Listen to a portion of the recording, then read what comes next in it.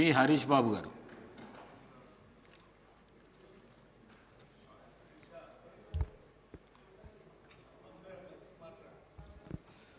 అధ్యక్ష, నేను ఇవాళ మాట్లాడాలనుకున్న పద్దులు ఒకటి సివిల్ సప్లైజు, తర్వాత irrigation and command area development.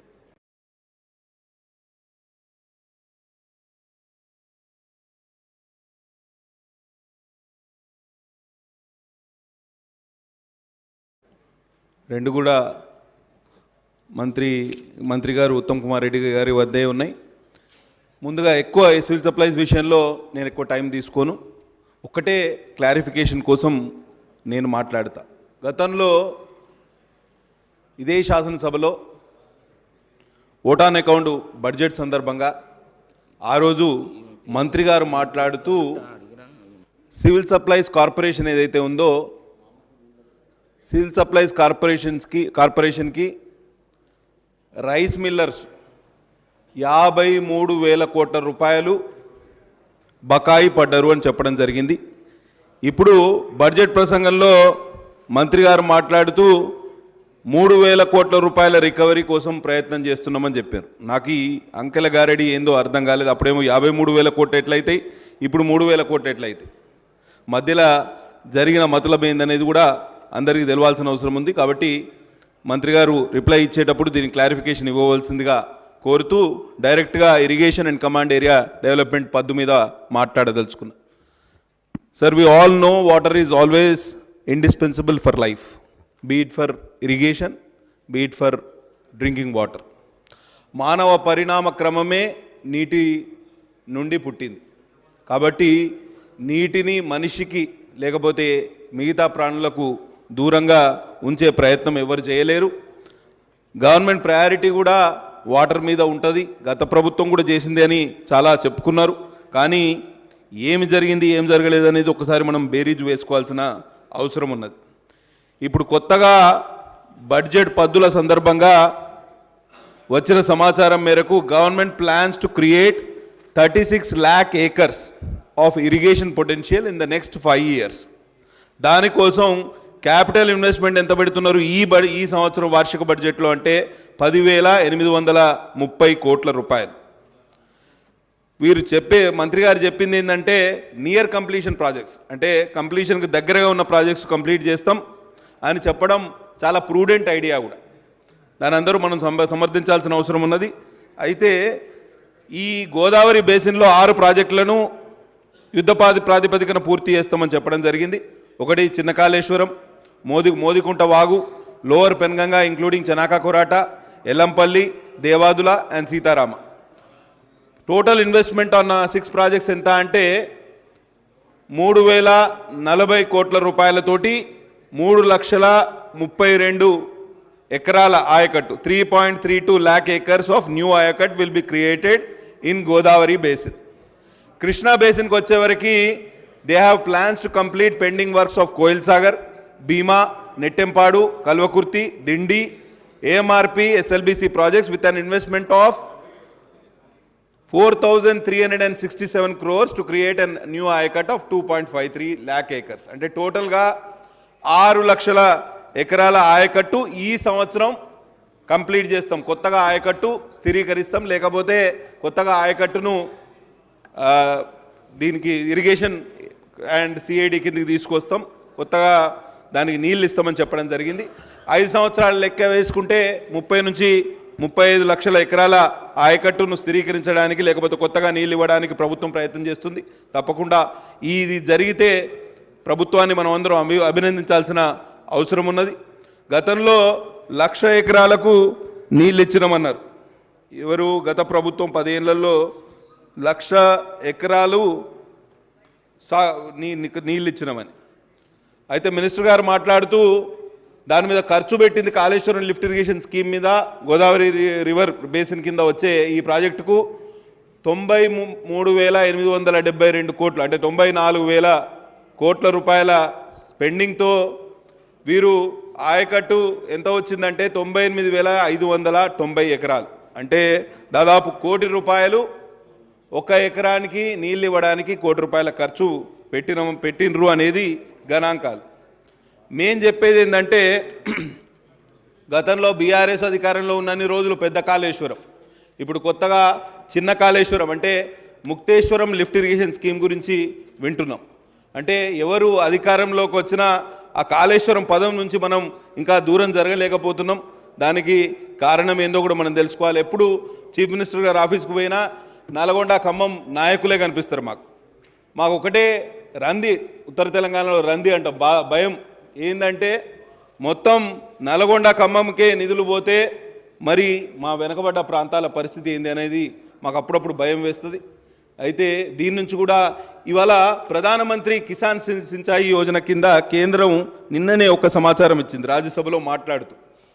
Union minister for Jal Shakti Shri Gajendra Singh Shekhawat ji in a written statement on Monday told Rajya Sabha that 4.1 lakh hectares of irrigation potential was created so far under 11 ongoing medium and major and medium irrigation projects in Telangana under Pradhan Mantri Kisan Sinchayi Yojana Accelerated Irrigation Benefit Program. దీంట్లో 2 major irrigation projects ఏవైతే Chinna Kaleshwaram Kadem Gudem lift irrigation project along with 3 medium irrigation Chanaka Korata Chowtpalli Hanumanthareddy lift irrigation scheme and Modikunta వాగుకు technical advisory committee అనుమతి ఇచ్చింది. ఈ 5 ప్రాజెక్టుల irrigation potential వచ్చేసి 45,000 హెక్టార్లు అని చెప్పడం జరిగింది. మరి కేంద్ర ప్రభుత్వం సహకరించలేదని మనం తీర్మానమే ప్రవేశపెట్టినాం. ఇవాళనేమో రాజ్యసభలో లిఖితపూర్వకంగా వారు ఈ విషయాలు మన దృష్టికి తీసుకురావడం జరిగింది. నేను చెప్పేది ఏంటంటే దక్షిణ తెలంగాణ ప్రాజెక్టుల మీద ఉన్న శ్రద్ధ ఉత్తర తెలంగాణ ప్రాజెక్టుల మీద కూడా ఉండాలి. ఇది ప్రధానంగా మేము కోరుకునేది కూడా. చాలా వెనుకబడ్డం. గతంలో మెదక్ జిల్లాకు నీళ్ళు వచ్చినాయి, సిద్దిపేట గజ్వేలు సిరిసిల్ల ప్రాంతాలకు నీళ్ళు వచ్చినాయి. అన్నీ మా కళ్ళ ముంగట కనిపించే నీళ్ళే అధ్యక్ష, మా ప్రాణహిత నీళ్ళే. గోదావరిలో నీళ్ళు లేవని అందరికీ అర్థమయ్యే విషయమే. కొత్తగా నీళ్ళు వచ్చినాయి ఈ ప్రాంతాల కంటే మా కళ్ళ ముందు కనిపించే నీళ్ళే మాకు కాకుండా దక్షిణ తెలంగాణకు ప్రత్యేకించి ఈ ప్రాంతాలకు తరలించారు. మాకు తీరని అన్యాయం చేసిర్రు. మా నోటికాడి ముద్దనెత్తుకపోయినరు, మా కడుపు కొట్టినరు, మమ్మల్ని తీరని అన్యాయానికి గురి చేసినరు. ప్రత్యేక తెలంగాణ రాష్ట్రంలో ఇంత అన్యాయం జరుగుతుందని అనుకుంటే మా సోదరులు ఎవరు కూడా ఈ ఉద్యమంలో పాలు పంచుకునేవారు కాదు. ఇవాళ మొత్తం ఉమ్మడి ఆదిలాబాద్ జిల్లాను నరకయాతనకు గురి చేసి నోటికాడి ముద్దను ఎత్తుకపోయింది గత ప్రభుత్వం. ఈ ప్రాంతంలో చాలా వివక్షకు కూడా గురి అయినాం. వెనుకబడ్డ కుమ్రంభీం ఆసిఫాబాద్ జిల్లా అధ్యక్ష, ఇక్కడ మా జిల్లా ప్రాజెక్టుల గురించి మాట్లాడితే చనాకా కొరాటా పూర్తి చేయడానికి 350 కోట్లు కేటాయించాలని డిమాండ్ ఉన్నది. గతంలో 1400 కోట్లు ఖర్చు పెట్టినారు. చాలా మంచి విషయం, వీ షుడ్ అప్రిషియేట్ దెమ్. అడా ప్రాజెక్టు పూర్తిగా మీడియం ఇరిగేషన్ ప్రాజెక్టు ఉమ్మడి ఆంధ్రప్రదేశ్. తుమ్మల నాగేశ్వరరావు గారు ఇవాళ ఇదే సభలో ఉన్నారు. ఆ రోజు వారు మాకు ఇన్ఛార్జ్ మినిస్టర్గా పనిచేశారు. చంద్రబాబు నాయుడు గారు ముఖ్యమంత్రిగా ఉన్నప్పుడు, రాజశేఖర రెడ్డి గారు ముఖ్యమంత్రిగా ఉన్నప్పుడు ఉమ్మడి రాష్ట్రంలోనే కొన్ని మీడియం ఇరిగేషన్ ప్రాజెక్టులు మా ప్రాంతాన కట్టుకున్నాం. అవే మాకు ఇప్పుడు జీవనాధారం. అడా ప్రాజెక్టు కానివ్వండి, వట్టివాగు కానివ్వండి, ఇటు పిపి రావు ప్రాజెక్టు కానివ్వండి, మా ఫాదర్ పేరు మీదనే. ఇప్పుడు ఆ ప్రాజెక్టు పరిస్థితి, పిపి రావు ప్రాజెక్టు పరిస్థితి ఎంత అంటే 11,000 ఎకరాలకు ఆయకట్టుకు నీళ్ళు ఇవ్వాల్సిన ప్రాజెక్టు ఇవాళ 1,100 ఎకరాలకు కూడా ఆయకట్టుకు నీళ్ళు ఇస్తలేదు. దాని మొత్తం సిల్ట్తో నిండిపోయింది. పూడిక తీయాలి, దాని కెనాల్స్ అన్నీ రిపేర్ చేయాలి. ఈ 20 సంవత్సరాల్లో 20 రూపాయల ఖర్చు కూడా పెట్టలేదు ఏ ప్రభుత్వం కూడా. గతంలో మనం ఎట్లయితే కట్టినామో అట్లనే ఉన్నది ఆ ప్రాజెక్టు. మా ఊరు మునిగిపోయింది, అలా మా ఇండ్లన్నీ మునిగిపోయినాయి. కానీ కింది ప్రాంత రైతులకు కూడా న్యాయం జరగలేదు. ఇవాళ 16 కోట్ల రూపాయలతోటి ఈ పిపి రావు ప్రాజెక్ట్ ఏదైతే దయగాం మండలంలోని ఎర్రవాగు మీద కట్టినామో దాన్ని కూడా రిపేర్ చేయాలి, డీసిల్టింగ్ చేయాలి, కెనాల్ రెనోవేషన్ కూడా జరగాలని మేము మనస్ఫూర్తిగా కోరుకుంటున్నాం. కాళేశ్వరం వల్ల నీళ్ళు ఎక్కడ వచ్చినాయో ఎక్కడ రాలేదో తెలియదు. కానీ 2 సంవత్సరాల క్రితం మనమందరం చూసినాం ఉపద్రవం. బ్యాక్ వాటర్స్ వలన మంచిర్యాల మొత్తం మునిగిపోయింది, చెన్నూరు మొత్తం మునిగిపోయింది, మంతనికి మొత్తం నీళ్ళు వచ్చినాయి. మా కుమ్రంభీం ఆసిఫాబాద్ జిల్లాలో అయితే ప్రతి సంవత్సరం ఈ కాళేశ్వరం బ్యాక్ వాటర్స్ వలన తీరని పంట నష్టం. 5 సంవత్సరాల్లో పంట నష్టానికి ₹1 కూడా ఇవ్వలే ప్రభుత్వం. అటు ఫసల్ బీమా యోజన అమలు చేయలేదు, ఇటు పంట నష్ట పరిహారం ఇవ్వలేదు. మాకు అన్ని విధాలా నష్టం చేసినారు. ఏమంటారు?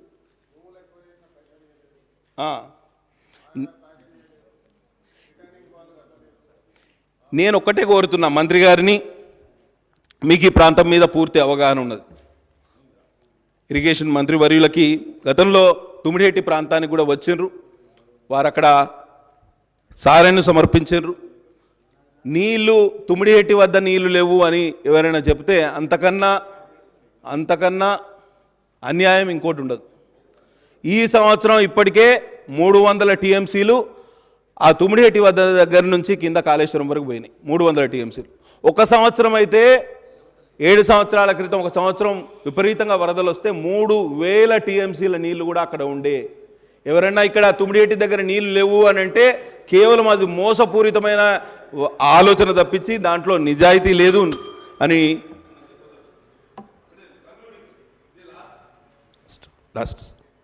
నేను ఒకటే చెప్తున్నా, ఈసారి తుమ్మిడిహెట్టి ప్రాజెక్టు కోసం, ప్రాణహిత ప్రాజెక్టు కోసం డాక్టర్ బాబాసాహెబ్ అంబేద్కర్ పేరు పెట్టుకున్న ప్రాజెక్టు గతంలో 150 కోట్లు పోయిన బడ్జెట్లో గత ప్రభుత్వం కేటాయించి 150 రూపాయలు కూడా ఇవ్వలేదు అధ్యక్ష.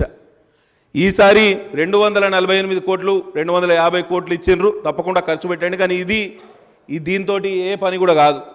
మాకు వార్దా మీద అంటే కొంత ఎగువ ప్రాంతాన వార్దా నది మీద ప్రాజెక్ట్ అయినా కట్టవచ్చు, లేకపోతే తుమ్మిడిహెట్టి రెండింటికి ప్రత్యామ్నాయాల గురించి ప్రభుత్వం ఆలోచన చేస్తుంది. వార్దా ప్రాజెక్టుకి అయితే 4500 కోట్ల రూపాయల ఖర్చు అవుతుంది. మీరు గిట డిపిఆర్ గిట సబ్మిట్ చేస్తే, కేంద్ర ప్రభుత్వాన్ని సబ్మిట్ చేస్తే తప్పకుండా మేము 8 మంది శాసనసభ్యులం వస్తాం.